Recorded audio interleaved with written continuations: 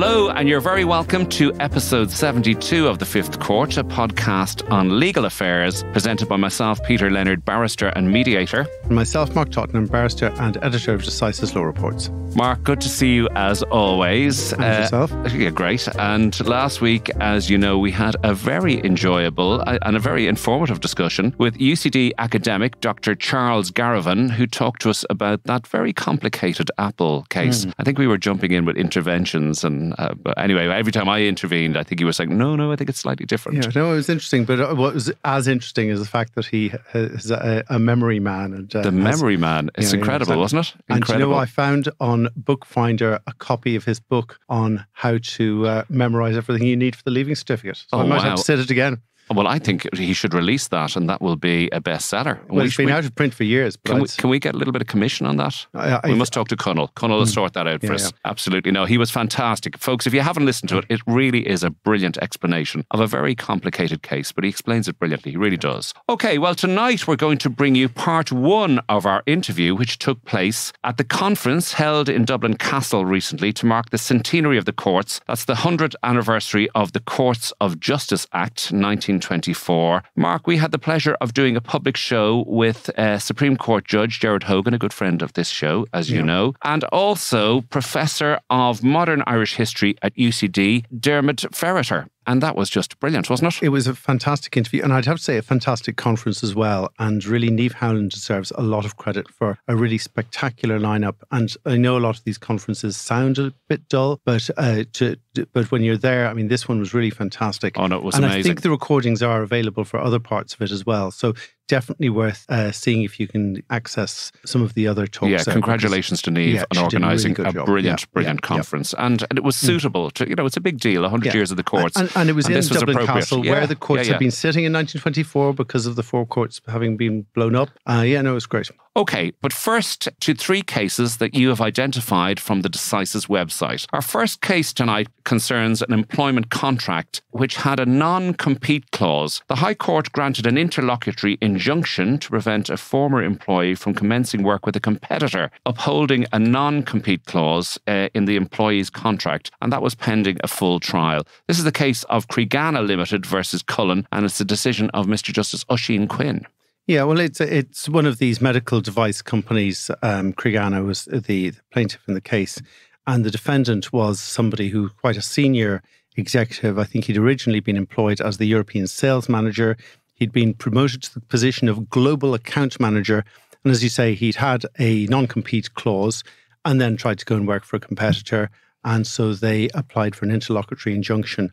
And of course, the test, there are various tests in relation to an interlocutory injunction. One of the questions is whether damages are an appropriate remedy. One of them is what the balance of justice is pending the full trial of the action, and what they held here was that it was appropriate to prevent him taking up kind of an interesting decision. I mean, I thought the mood was non-compete clauses where the courts were kind of, I think that's very significant. Absolutely. I think the world has changed with that decision a little bit. A very interesting decision. Okay. Next to a succession case where the High Court had to deal with a claim by sisters against their other sister, who was the administrator of their mother's estate. Judge Kennedy, who was the presiding judge in this case, allowed the claim to continue and granted an order restraining the defendant from dissipating the proceeds of the sale of the former family home. This is the case of Byrne versus Arnold, and it's a High Court decision of Mr. Justice Kennedy. Yeah, so what happened here was that the father had died years and years ago.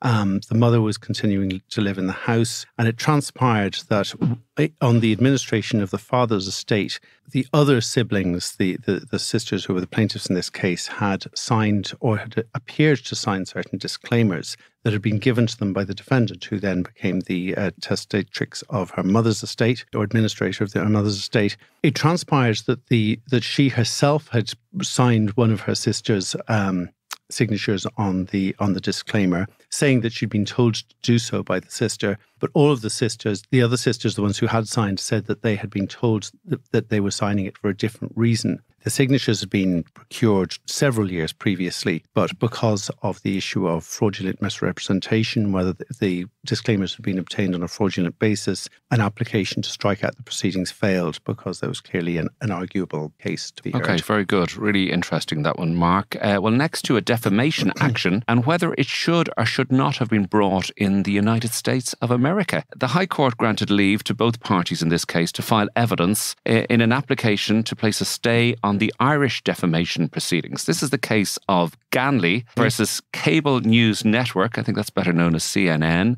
And that's a decision of Mr. Justice Simons in the High Court. An article or material had been published in relation to whether the White House under Donald Trump had put pressure on the Department of Defense to award a lease of spectrum, I think that's in relation to mobile phones, to a company that was connected with the plaintiff. He then brought the action in Ireland, and the application was made as to whether Ireland was the forum non conveniens, as we like to say. And Mr. Justice Simons felt that neither party had put forward sufficient information as to what the appropriate forum was for these proceedings. And so basically he allowed the matter to be adjourned in order that each party could then file sufficient information for him to determine this issue. Okay, so that's going to be back before the court at a later stage. Yeah. Okay, so back shortly with the first part of our interview with Professor Diarmaid Ferriter and Mr. Justice Gerard Hogan. Clio is the leading provider of cloud-based legal practice management software, providing lawyers with an easy-to-set-up, affordable solution to manage and grow your firm more effectively, more profitably, and with better client experiences. Start a free trial today. Visit clio.com/IE.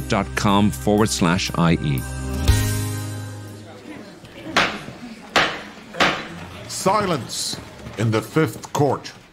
Okay, folks, first of all, can we just say a huge thank you on behalf of myself and Mark and the Fifth Court podcast for being invited to this auspicious conference today. Thank you to Dr. Niamh Howlin. It is wonderful for us to be here, Mark, isn't it? Yeah, it's really fantastic. It's been an amazing collection of speakers so far, and more to look forward to this afternoon. And this is our third live show. Previously, we did the Electric Picnic, which we're always mentioning, so we have to stop saying that.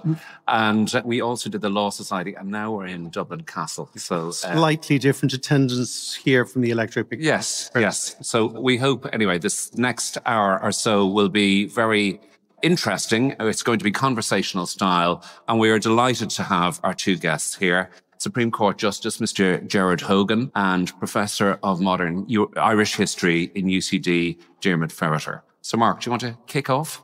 Sure. So, today is the 12th of April, 2024, and it is 100 years to the day from the enactment of the Courts Act, which effectively put into place our court system. We were coming out of a World War, War of Independence, the Civil War, and a parallel, effectively a rebel court system. And so perhaps, Professor Ferriter, if you could just give us just an overview. You spoke this morning at length, but if you could give a brief overview, where was the country in 1924, and was the new Courts Act destined to be a success, and here 100 years later? I think I would use the word fraught when I think of that post-Civil War period. It's a period of transition. It's also a period of recovery, given the scale of what has happened the previous decade and the trauma associated with it, of which we know more now, I think, in relation to how it impacted on people psychologically, as well as people who were dealing with loss and grief. And also a young generation of politicians who are charged with the task of putting in place the building blocks, the foundations of the new state, getting that right. That is no easy task, of course, and by no means was it going to be an automatic success. One of the difficulties facing those trying to build a state, of course, is the extent to which it's contested. There's a very sizable anti-treaty sentiment in Ireland. Anti-treaty Sinn Féin won 44 seats in the general election of 1923, suggesting that there was a very significant strong political base. And these are effectively people who don't recognise the new state. They don't recognise. And is there any guarantee that they'll recognise the new courts either? Absolutely not. No. And there's also, of course, the question of them abstaining from the Dáil. They don't recognise the Dáil or the legitimacy of the Dáil. So in effect, there's no sizable opposition The Labour Party, to its credit, is doing its utmost to try and provide parliamentary opposition, largely a constructive opposition.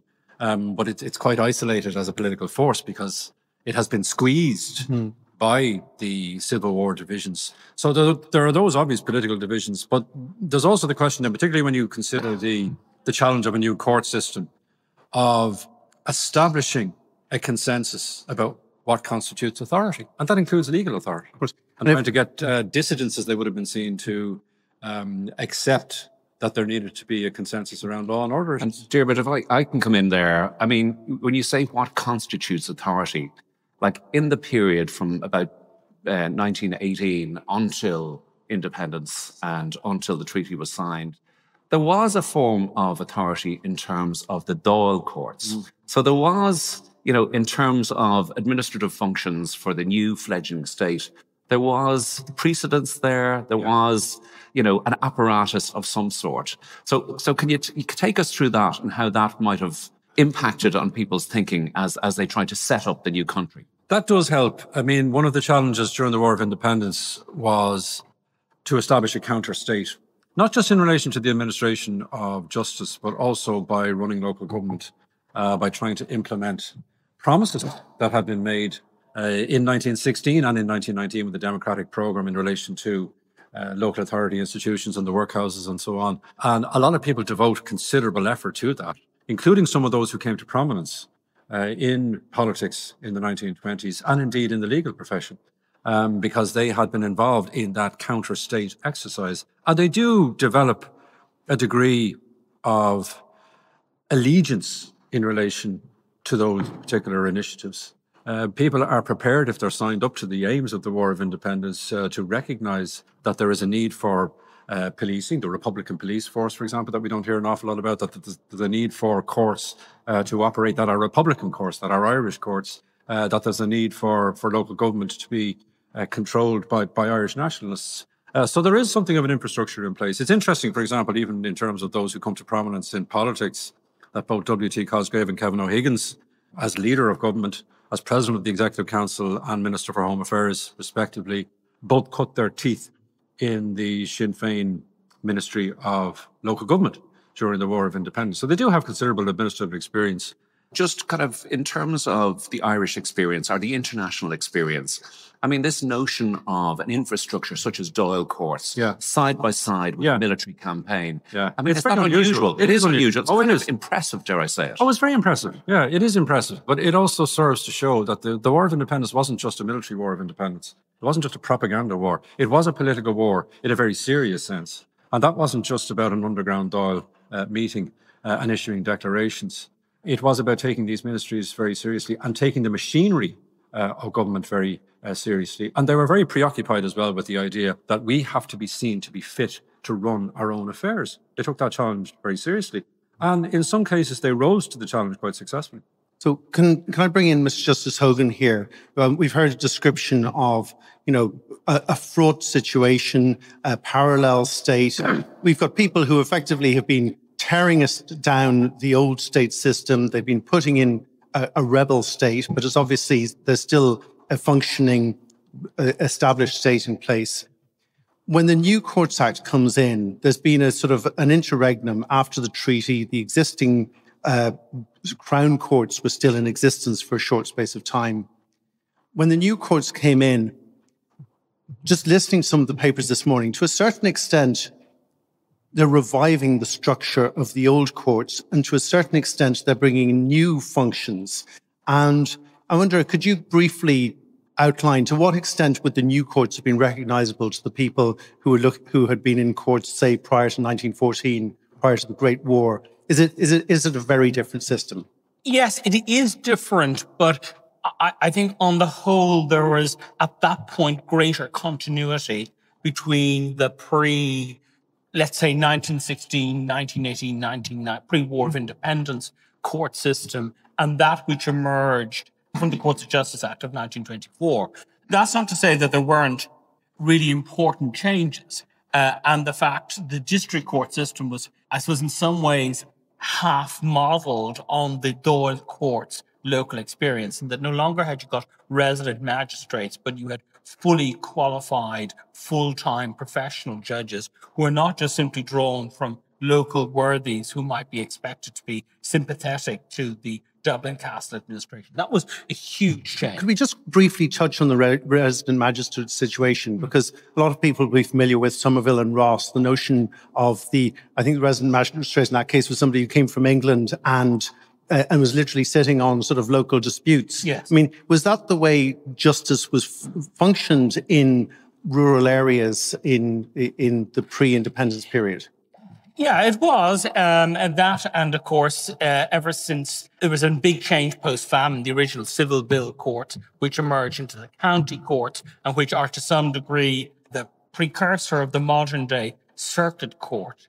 The modern-day circuit court is, of course, a big change from the county court, but it's still close enough to the county court system. The district court was possibly the biggest single institutional change that was different from what had gone before. And it was different from the petty sessions. And the whole system of petty sessions and registered magistrates, and a system where, of course, change had come in 1898 with the Local Government Act, which set up local authorities for the first time, and many of the functions which up to that point had been administrative functions for roads and workhouses and so on, which had been vested in resident magistrates and petty sessions courts, now were moved from, if you like, a judicial or quasi-judicial branch into local authority systems. So the change had been coming. But in terms of the court structure itself, I would say the district court was possibly the single biggest change. Once you went up the court system, obviously there was significant changes in personnel, but much remained the same. In the sense that the mode of address, the gowns and so on, which had been part of the radical changes which a lot of people like Hugh Kennedy, the first Chief Justice, wanted, hadn't then come to pass. That was only to come to pass much later.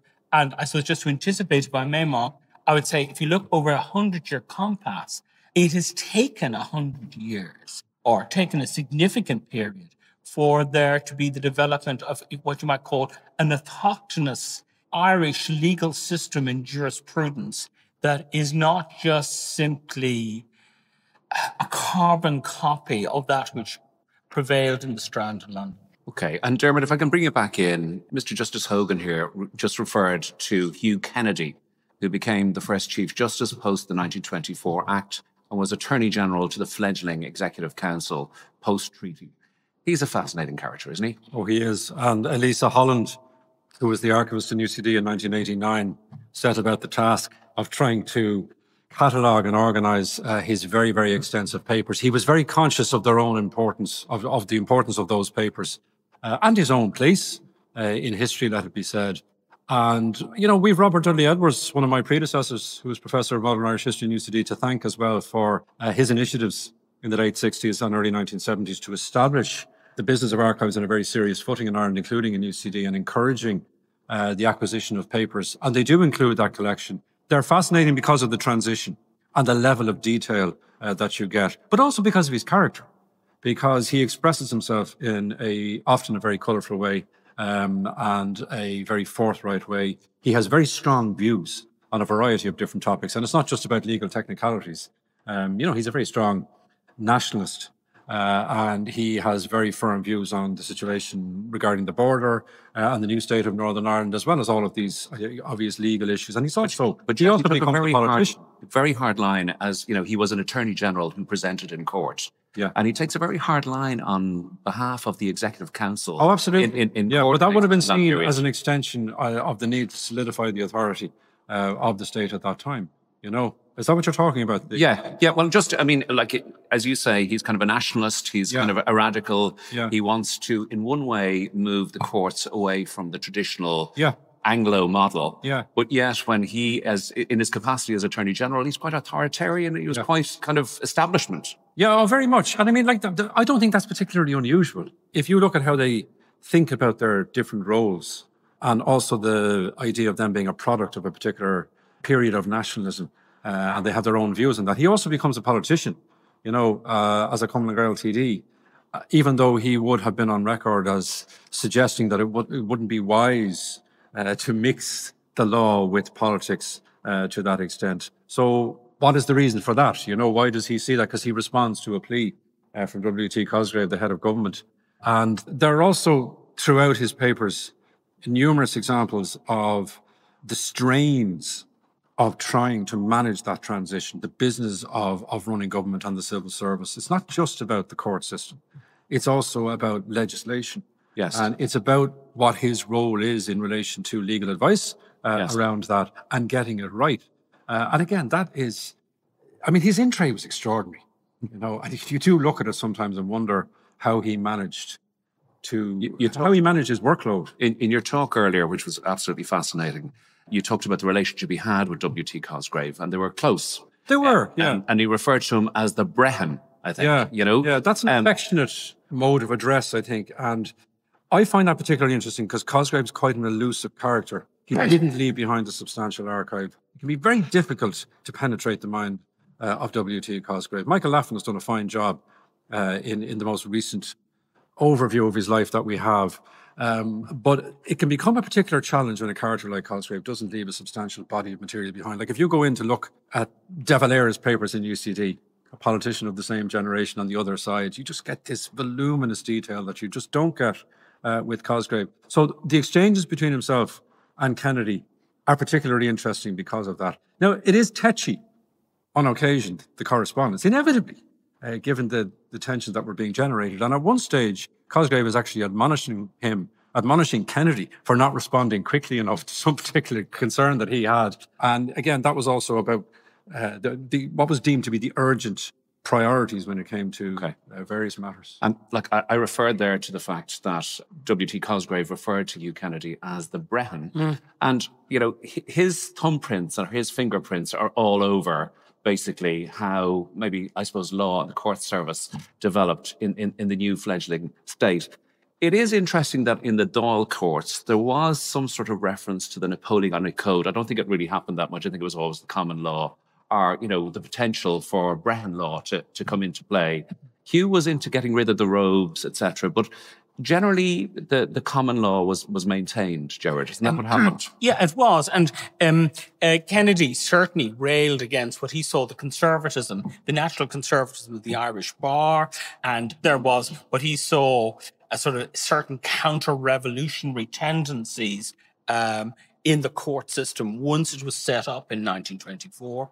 And his diary is full of perspicacious observations about his colleagues and what was happening and so on. And I suppose I should say two things really we could say a lot about Hugh Kennedy, but two things about Hugh Kennedy. First is that he saw the Free State Constitution as the guarantor of the sovereignty of the state. I mean, to use a modern phrase, is part of the constitutional identity of the state being certainly internally sovereign. And he wanted to advance that as much as he could. There's a case which is now, I think, really forgotten for the most part, called Ray Reid from 1927, dealing with a bankruptcy summons, in which Kennedy gives in great detail, sort of chapter and verse, from the orthodox common Gael position as to what was the root and title, what was the standing of the treaty, what was this, it was Dáil Éireann as a constituent assembly creating the Constitution of the Irish Free State, what were the limits of that? And you saw that again in December 1934 in his judgment in the State Ryan and Leonard. And I have to say, I mean, part of it, of course, was that his dissent in State Ryan and Leonard was he saw that the majority judgment was signalling the death knell to the Irish Free State Constitution. And I suppose he feared that we would then be back really constitution-less and back just simply within, the total orbit of the common law. And so his judgment, his dissent in the State Ryan and Leonard in December 1934, it really is a magnificent achievement, but it also reflects, I suppose, the frustration of somebody who had been on the Constitution Committee in 1922 and who had saw its work being undone. First by what he would have regarded, I suppose, as renegades in the Irish Court of Appeal in their very last judgment in May 1924, as they were going out the door, as it were, to use Mr. Justice Collins's phrase from this morning, they unraveled a thread in the Free State Constitution with their interpretation of it, which led to its ultimate undoing. And that, I think, is insufficiently appreciated today. But as far as State Cooney or Regina Cooney and Clinton's, Rex Cooney and Clinton's condemned in May 1994, Kennedy, as Attorney General, was furious that he was being invited by the bench to say that, in essence, that the Constitution of the Free State was simply just a statute, could be amended implicitly in the ordinary way, and so on. Of one thing I'm fairly convinced is that while Kennedy detested De Valera, he, a bit like Gavin Duffy, would have been totally at home post-1937 had he lived to see it. Okay. Can I bring you back to the changes in the Courts Act? And I think there are two changes we heard about this morning that I think have had lasting impact and that we're very aware of today. One of which is the big increase in the jurisdiction of the Circuit Court, which was resisted by the Dublin Bar, but clearly meant that the legal profession around the country had more work to do. And secondly, the retirement age for judges, which I hadn't realized before. We were the first country in the common law world to introduce a retirement age for superior court judges. Up until that time, they could carry on work well into their 80s if they lived that long. Well, that's true. It was introduced in the UK in 1959, and the last person to get advantage, so to speak, of the pre-59 dispensation was none other than Lord Denning himself, who had the well-worn joke towards the end that he had all the Christian virtues bar that of resignation, but he ultimately was, in a sense, forced to resign. You see that orthodox common law thinking, in the Federalist Papers, which explain the reason why, for good or for ill, U.S. Supreme Court judges have life tenure, and all federal judges still do. All federal judges in the United States have life tenure. And indeed, there's no strict limit as such in the Court of Justice in Luxembourg. There is in Strasbourg of 70. So yes, that was again a radical but possibly underappreciated innovation in 1924 in having these retirement ages for judges. But of course, everybody thinks it's a good idea until certain age arrives. Yes. One other thing I'd like to ask about in terms of the early court system is that until 1935, there still remained an available appeal to the Privy Council. And obviously that's a two-edged sword, because on the one hand, it meant that we weren't entirely independent. On the other hand, and I think we've seen in recent years, some countries are actually asking to have an appeal to the Privy Council because it gives a certain respectability to their own legal systems. So I'm just wondering, is there a way in which you can say that having that appeal to the Privy Council was almost like a kind of a stabilizer or should we say, training wheels on the new court system that mightn't have had the respect either within the country or without the country that it mightn't otherwise have had? I think that was certainly the way the British saw it. The then permanent secretary, the Lord Chancellor's Department, Sir Claude Schuster, who was very influential in British legal circles in the 1920s and 30s, had a very dim view of irrationally dim view of the quality of the Irish judiciary, and thought that most of them would be corrupt and so on. That wasn't, of course, the case, and it was insisted on as part for two reasons, I suppose. Partly to assuage the concerns of the unionist and religious political minorities. That was one concern. And the second concern was, of course, the idea of preserving the unity of the dominions and the unity of the common law.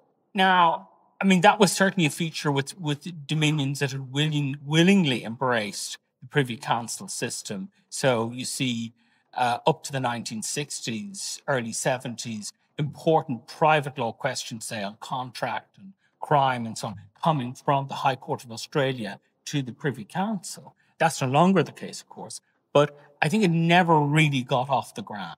There was, in the end of the day, only 6 or 7 appeals, actually, cases where the Privy Council granted leave. Kennedy had urged the Privy Council and was relatively successful in the first applications for leave in 1923 in persuading a fairly benign Privy Council not to grant leave save in exceptional cases. And that was continued. There was one, I think, Privy Council itself made a mess of things in the Wigan-Cochrane case about the interpretation of Article 10 of the treaty dealing with compensation for civil servants. And Lord Cave, who gave the first judgment of the Privy Council in 1925, made a gross error on dates and indeed gave a sort of a deathbed confession to say that he had actually got it all wrong. And they had to send it back to the Privy Council again under special legislation. And ultimately, the whole Wigan-Cochrane thing was solved by an agreement by both governments to amend the treaty by legislation. So the Privy Council really had not covered itself in glory.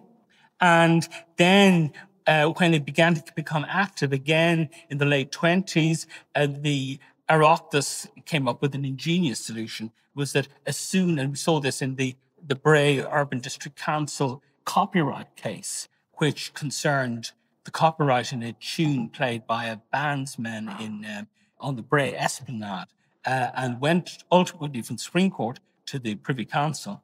The Supreme Court probably got the interpretation of the Berne Convention and the copyright issue wrong, but the Oireachtas didn't care. As soon as leave was granted, they passed legislation, the Copyright Amendment Act 1929, which declared the law to be as the Supreme Court said it was, and thereby essentially frustrated the appeal to the Privy Council. And then, of course, by 1931, you had the Statute of Westminster, and then in June 1935, you had Moore and the Attorney General of the Irish Free State, Lord Sankey, saying, well, look, the effect of the Statute of Westminster is to be to give the Free State the power to tear up the treaty, and this is something which is a matter of law they've done. So the Privy Council, while it was just, was one thing that unified all wings of Common Gael, never mind the anti-treaty side, they, in detestation of the idea of an appeal to the Privy Council, but it never really got off. Okay, and Diarmaid, can I just bring you in there? And we're going to move on. We're going to talk about the courts over the course of 100 years. So we'll move on from this area after this. But I'm curious about, obviously the treaty, Kevin O'Higgins in particular, I think felt boxed in by the treaty, that they couldn't depart from the traditional way law had been established on the island. That was a commitment that they had made as part of the treaty. But the issue of imagery, it's a new state. We know that the state that kind of implemented the treaty effectively, took on board the existing structures in terms of government departments, civil service, etc., in terms of administering the new state.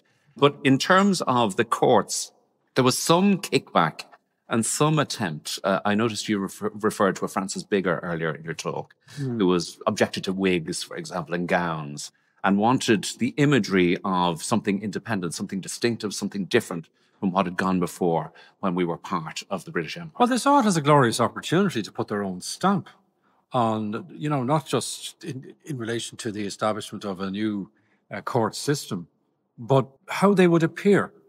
Could there be distinctly Irish garb? Could they draw from the well of Irish history to come up with something? They put quite a lot of effort into this. Now, there were disagreements about that, because you always had elements who regarded this as far too radical a step, particularly at that time, I suppose, who pushed back against it. Now, these rows mostly went on behind closed doors. It's not as if this was a matter of intense public discourse. But Hugh Kennedy would have communicated that idea that this is relevant to the man on the street, as he put it. What are you seeing in terms of the representatives of the law in Ireland and representatives of the courts? What are you seeing? Is this just a colonial imagery that you're dealing with? So you can understand how deep feelings would have been on this. Absolutely. And Francis Bigger, obviously, he had his own particular issue with the wigs, but that was part of a wider tapestry of opposition to what was regarded as really outdated and inappropriate. If I can bring you in on this one, just as Mark said, there was a pushback from the Dublin bar. The Dublin bar seemed to be very resistant.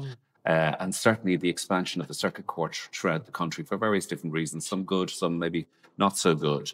But in terms of the Dublin Bar, I mean, a lot of the eminent barristers of the day retained the title KC well into the 30s. I think it was Gavin Duffy was the first to call himself a senior counsel and dispense with the KC. Yes, exactly.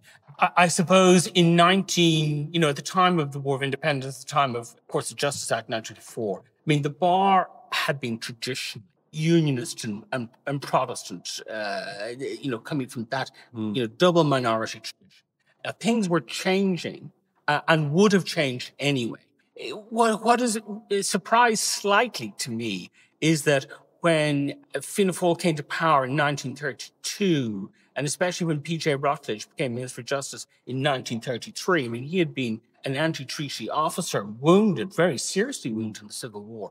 I mean, it's a bit of a surprise to me that the De Valera and Rutledge did not press for further changes then. In other words, I can understand Glenavy ridiculed in the Shannon some of these drawings, beautiful drawings which we can see at these exhibitions. This is for the new road. For the new road. This was Lord Glenavy. Lord Glenavy, Lord Chancellor. Lord Chancellor, here like the Shannon and so on. He ridiculed this and said it was like a jockey's apparel. So you could understand how Cosgrave and Kennedy wanted to consolidate with the Courts of Justice Act 1924 and be unwilling to kind of rub it into the bar any further changes than they were already going to have to accommodate.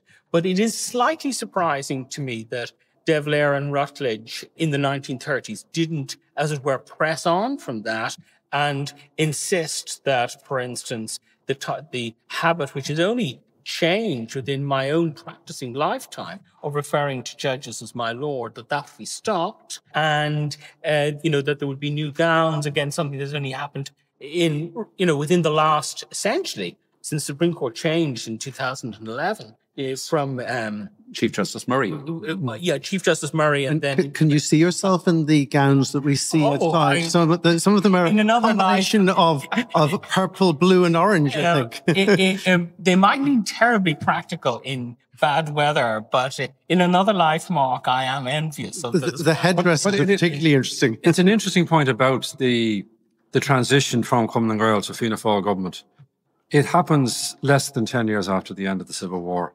Ireland recovered very quickly from its civil war. And we need to remember that when you consider not just the change of government, but the solidifying of that consensus around the institutions of the state in the 1930s, during a very difficult decade for democracy throughout Europe. It's Peter Mayer, the late political scientist, often asked us to make more of that. And I can see where he was coming from. And I think the point that's being made as to why they didn't push further, that's related to that.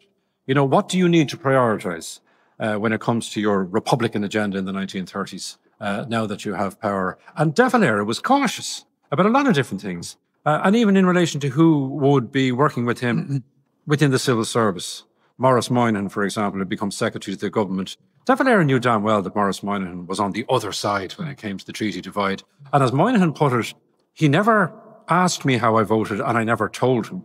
But it was known. But the reason De Valera wanted to keep him on was because of that need for continuity. So there was a recognition that in a very public and obvious way, the treaty had to be torn up. You have to recast Anglo-Irish relations. But even the British governments discovered that De Valera was not the wild man of propaganda, that they could do business with him, that he was reasonable. And even at a later stage, De Valera would have mused on the idea of not being completely opposed to Ireland remaining in the Commonwealth, had there been some settlement over the border.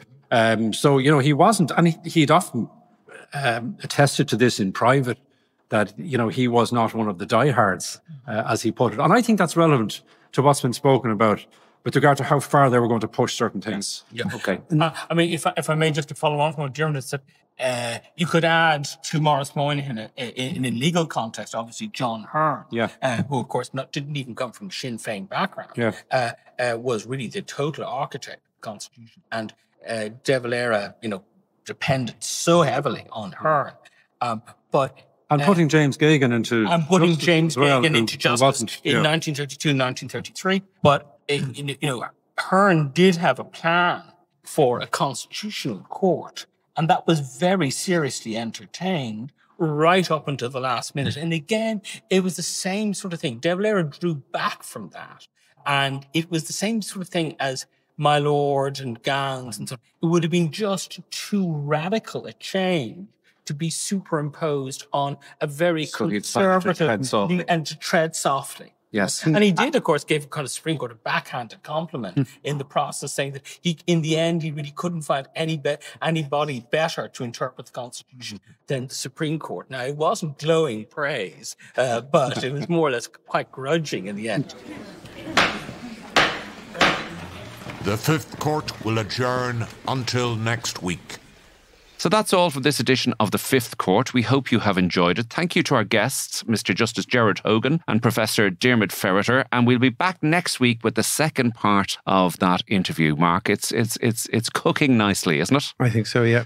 I mean, with two such well-informed, erudite people, we just need to sit back and listen to what they have to say. Oh, absolutely. The two of them were fantastic. So before we go, I'd like to say a big thank you to our producer, Conal O'Moroyne, and to Peter Rice of the Dublin South Podcast Studios for their wonderful work in recording this show. So from me, Peter Leonard. Myself, Mark Tottenham. Thank you for listening, and we'll see you soon in The Fifth Court.